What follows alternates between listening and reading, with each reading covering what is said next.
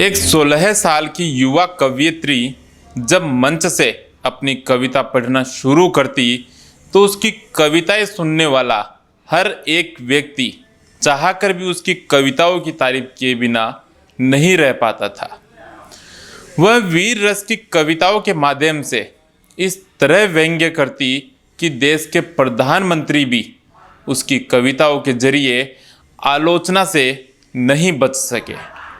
अपनी कविताओं के चलते वह युवा कवयित्री दिनों दिन सफलता की सीढ़ियों पर चढ़ती जा रही थी। इस बीच वह राजनीति के एक बाहुबली मंत्री से प्यार कर बैठी, जिसकी कीमत उसको अपनी जान देकर चुकानी पड़ी। इस युवा कवयित्री को महज 20 साल की उम्र में मौत के घाट उतार दिया गया। आखिर ऐसी क्या वजह थी कि उसका मर्डर कर दिया गया? नमस्कार, मैं महेंद्र कुमार। आप देखना शुरू कर चुके हैं अपराध की बात पाथ फाइंडर्स के साथ। हाजिर हूं एक सच्ची और वास्तविक घटना के साथ।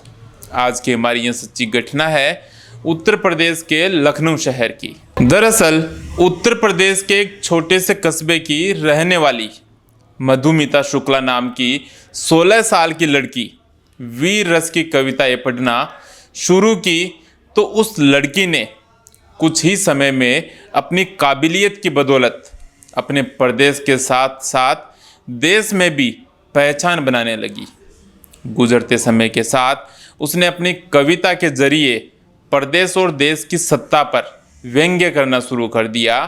उसने अपने व्यंग्य में देश के प्रधानमंत्री की भी इस तरह आलोचना की जिससे उसकी कविताओं की आवाज़ पूरे देश में गूंजने लगी।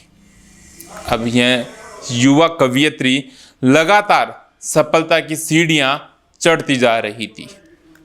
इस बीच वह अपने छोटे से कस्बे से निकलकर लखनऊ आ गई। इसके बाद उसने अपनी कविता से वो मुकाम हासिल किया जिसके लिए वह वर्षों से इंतजार कर रही थी। लेकिन इसी बीच मधुमिता शुक्ला की मुलाकात मायावती सरकार में बाहुबली मंत्री रहे अमरमणि त्रिपाठी से हुई। मंत्री अमरमणि त्रिपाठी उस समय के कदावर नेता थे। अमरमणि के परिवार में उसकी मां और पत्नी के अलावा 2 बेटियां थीं। मधुमिता की कविताओं को मंत्री अमरमणि की मां बहुत पसंद किया करती थी। अमरमणि की मां मधुमिता के हर कार्यक्रम में कविताएं सुनने जाया करती थी। अब अमरमणि की मां के साथ साथ उसकी दोनों बेटियां भी मधुमिता की कविताएं सुनने जाने लगी, जिसके चलते मधुमिता की दोस्ती अमरमणि की दोनों बेटियों से हो जाती है। इसके बाद मधुमिता अब अमरमणि के घर भी आने लगी। इस तरह अमरमणि के परिवार से मधुमिता की अच्छी जान पहचान हो गई थी। अब मधुमिता बिना किसी अपॉइंटमेंट के मंत्री अमरमणि के घर आ जाती थी और उसके घर आके समय बिताती। इन मुलाकातों के चलते मधुमिता का संपर्क मंत्री अमरमणि से हुआ। उस समय मंत्री अमरमणि की उम्र करीब 50 साल थी, जबकि मधुमिता की उम्र महज 20 वर्ष थी। दोनों की उम्र में बड़ा फासला होते हुए भी दोनों ने उम्र की सीमाओं को लांघ कर एक दूसरे से प्यार करने लगे। मधुमिता भूल चुकी थी कि उसकी उम्र की तो अमरमणि के दो बेटियां हैं। मधुमिता ने इन सब की परवाह किए बिना अपने प्यार की राह पर चल पड़ी थी। अब मंत्री अमरमणि भी मधुमिता के बिना अकेला फील करने लगा था। जब भी मंत्री अमरमणि बाहर जाता तो वह कोशिश करता कि मधुमिता को साथ लेकर जाए। अब तक मंत्री अमरमणि और मधुमिता के बीच शारीरिक संबंध भी बन चुके थे। मंत्री अमरमणि और मधुमिता के बीच रिश्ता गहरा होता जा रहा था कि मधुमिता को पता चलता है कि वह प्रेग्नेंट हो गई। मधुमिता अपने प्रेगनेंसी की बात अपने प्रेमी मंत्री अमरमणि को बताती है तो वह इस बच्चे को गिराने के लिए बोलता है, लेकिन मधुमिता इसके लिए बिल्कुल भी तैयार नहीं होती। वह उस बच्चे को जन्म देना चाहती थी। अब अमरमणि को मधुमिता के साथ अपने रिश्ते के कारण लगने लगा कि यदि मधुमिता के साथ उसका रिश्ता सार्वजनिक हो गया तो उसकी इज्जत चली जाएगी, जिसके चलते उसको अपना मंत्री पद भी गंवाना पड़ सकता है। इधर मधुमिता लगातार मंत्री अमरमणि पर शादी का दबाव बनाने लगी थी। अब अमरमणि को समझ नहीं आ रहा था कि वह मधुमिता के साथ कैसे निपटे। इस तरह मधुमिता और अमरमणि के बीच लगातार तनाव बढ़ता जा रहा था। इसके बीच मधुमिता मंत्री अमरमणि को एक पत्र लिखती है, जिसे बाद में इस केस में अहम सबूत माना गया। दरअसल मधुमिता अपने खत में लिखती है कि मैं पिछले कई दिनों से मां बनने का सपना देख रही हूं। तुम मेरी कोख में पल रहे बच्चे को स्वीकार करने से मना कर सकते हो, लेकिन मैं ऐसा नहीं कर सकती। तुम सोचते हो मैं इस मासूम को महीनों पेट में रखकर इसकी हत्या कर दूं? तुम मेरे दर्द को नहीं समझ सकते, क्योंकि तुमने मुझे केवल अपनी हवस मिटाने के लिए उपयोग किया। तुमने कभी मेरे साथ प्यार किया ही नहीं, जबकि मैं तो तुम्हारी उम्र को ताक में रखकर समाज की परवाह किए बिना अपने आप को तुमको सौंपा था। इस तरह अब मधुमिता और मंत्री अमरमणि दोनों के बीच तनाव काफी बढ़ चुका था। अब मंत्री अमरमणि मधुमिता के साथ रिश्ते को लेकर अपनी पत्नी से बात करता है और अपनी पत्नी को सारी बात बताता है, तो दोनों ने मधुमिता से पीछा छुड़वाने का प्लान बनाया। दोनों ने मिलकर दो शूटर प्रकाश पांडे और संतोष राय को हायर किया और मधुमिता को जान से मारने की सुपारी दी।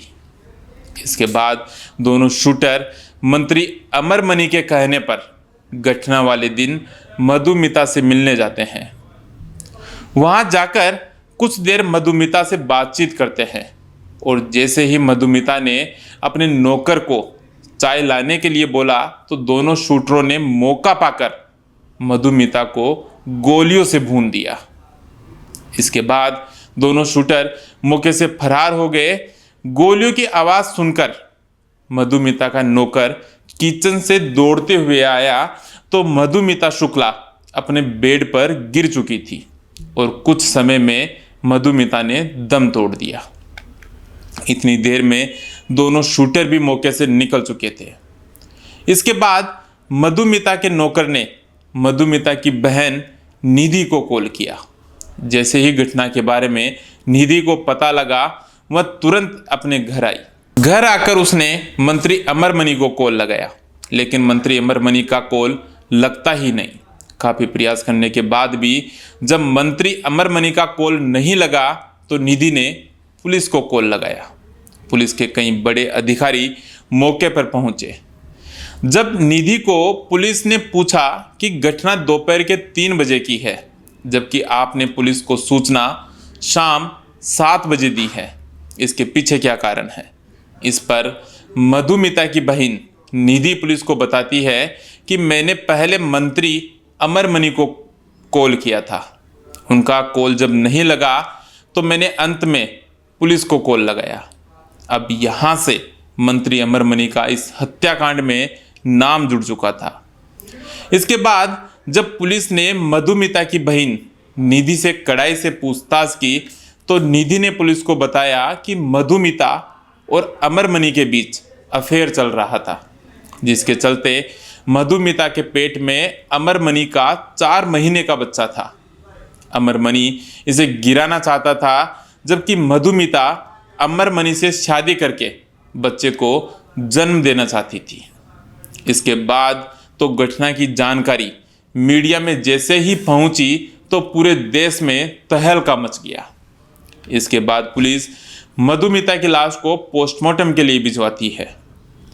अगले दिन सुबह जब मधुमिता का पोस्टमार्टम होने लगा, तो अमरमणि भी वहां आ गया था। वहां आते ही मधुमिता की मां और उसकी बहन से उसकी कहासुनी हो जाती है। मंत्री अमरमणि जब तक पोस्टमार्टम हुआ तब तक वहीं रहा और पोस्टमार्टम होने के बाद प्रशासन ने डेड बॉडी को परिजनों को सौंप दिया। डेड बॉडी मधुमिता के घर पहुंच चुकी थी। इसी बीच जिले के एसपी को किसी ने बताया कि मधुमिता के गर्भ में जो बच्चा था उसका डीएनए नहीं लिया गया, जिसे कोर्ट में साबित करना मुश्किल हो जाएगा कि मर्डर किसने किया। तो एसपी ने तुरंत बॉडी को दोबारा हॉस्पिटल बुला लिया और गर्भ में से बच्चे का डीएनए सैंपल लिया गया। इसके बाद ही मधुमिता का अंतिम संस्कार हो सका। बच्चे का डीएनए बाद में कोर्ट में अहम सबूत बन सका। इस तरह करीब 1 महीने तक यह केस पुलिस के पास रहने के बाद सीबीसीआईडी के पास ट्रांसफर हो गया। इसके बाद सीबीसीआईडी ने जांच के बाद अमरमणि त्रिपाठी को आरोपी माना, जिसके कारण तत्कालीन मुख्यमंत्री ने जांच अधिकारियों को सस्पेंड कर दिया। इस बीच उस समय के तत्कालीन प्रधानमंत्री अपने विदेशी दौरे पर थे, जिसमें एक विदेशी अधिकारी ने प्रधानमंत्री से पूछा कि आपके देश में ये क्या हो रहा है। यह सब सुनकर प्रधानमंत्री काफ़ी नाराज हुए और विदेश से अपनी कैबिनेट के बड़े नेता को फ़ोन कर कहा कि मैं जब अपने देश पहुंचूं उससे पहले केस सीबीआई के पास होना चाहिए। इसके बाद मामले की संवेदनशीलता को देखकर तत्कालीन मुख्यमंत्री ने मंत्री अमरमणि को मंत्रिमंडल से बर्खास्त कर दिया। तत्कालीन राज्य सरकार द्वारा मंत्री अमरमणि को बचाने की काफ़ी कोशिश की गई, लेकिन केस सीबीआई के पास जाने के बाद सीबीआई कोर्ट ने मंत्री अमरमणि के साथ सभी आरोपियों को उनके किए की सज़ा सुनाई। इस तरह अमरमणि ने मधुमिता को अपने प्रेम जाल में फंसाकर उसको मौत के घाट उतार दिया। दोस्तों, इस घटना को बताने का उद्देश्य किसी की भावनाओं को ठेस पहुंचाना नहीं है, बल्कि समाज को जागरूक करना है। जागरूकता लाने की हमारी यह छोटी सी कोशिश, हमारी यह छोटी सी पहल आपको पसंद आई है तो हमारे वीडियो को लाइक कीजिए, अपने दोस्तों के साथ शेयर कीजिए और हमारे चैनल को सब्सक्राइब कीजिए। और हाँ, आप इस पूरे मामले पर क्या सोचते हैं कमेंट करके हमें ज़रूर बताइएगा। जल्द हाजिर होंगे एक नई, एक सच्ची और एक वास्तविक घटना के साथ। तब तक के लिए दीजिए इजाज़त। नमस्कार।